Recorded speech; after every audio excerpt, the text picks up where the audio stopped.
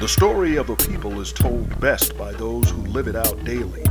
And when the history of that community is informative, inspirational, and insightful, it should then be shared with the world. The Clio Exchange does that. The first row is really the decimal file of the central files of the State Department. They go up to the early 60s. And then they go all the way back, the records. These are space saver systems. These boxes are unprocessed, meaning the archive staff haven't transferred them, arranged them and transferred them to these boxes. Okay? I guess so. How long have you been there now? Since 1978, about 28, 29 years.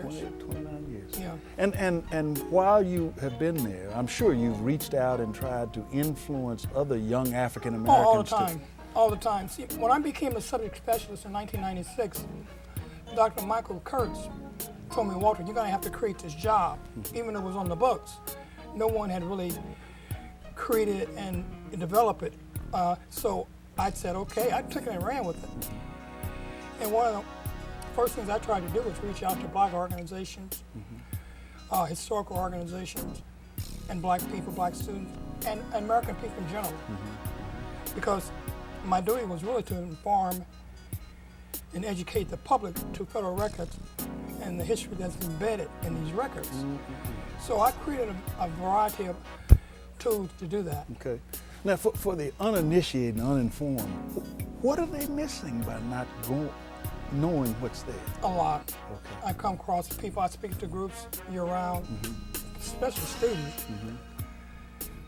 They're flabbergasted. The first question that comes out of their mouths is, I didn't know you had that.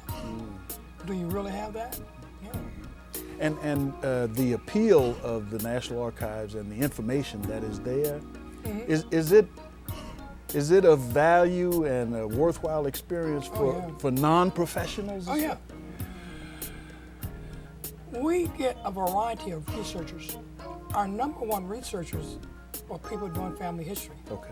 And then you have lawyers, journalists, historians, scholars, academics, law firms. Okay.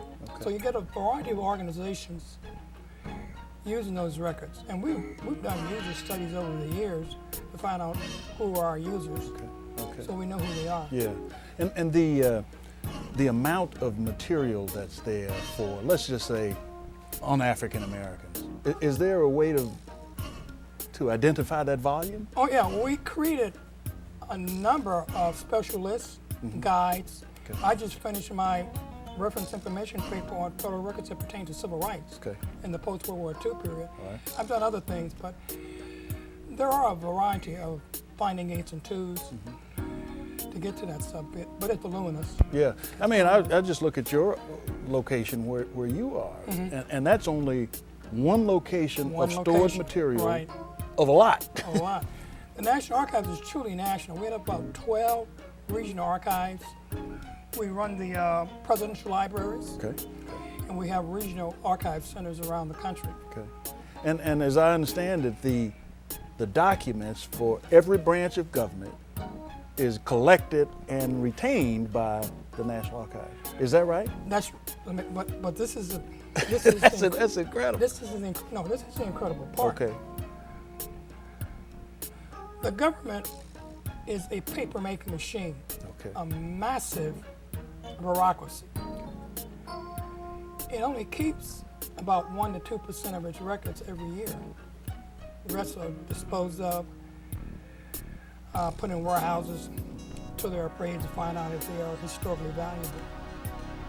Yeah, that's a small amount of what's created. My goodness, that's incredible. And then in addition to that, you have individual donors who give you material. We used to accept these gifts. We call it a gift collection. And there's quite a bit in there now, but I don't know if they're still doing that now. Oh, okay. Yeah. Okay. Yeah, I don't know if they're still doing that. Okay.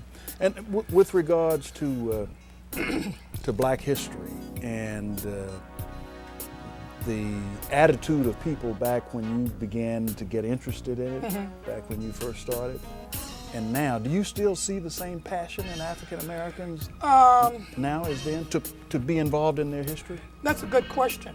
When I came into the archives in '78, roots was the big deal. Okay. And that created a momentum of black genealogy that was unsurpassed. Okay. And the archives got concerned because all these black folks were coming out trying to find their history. So they began to ask archivists to help create guides to help them. And several were created.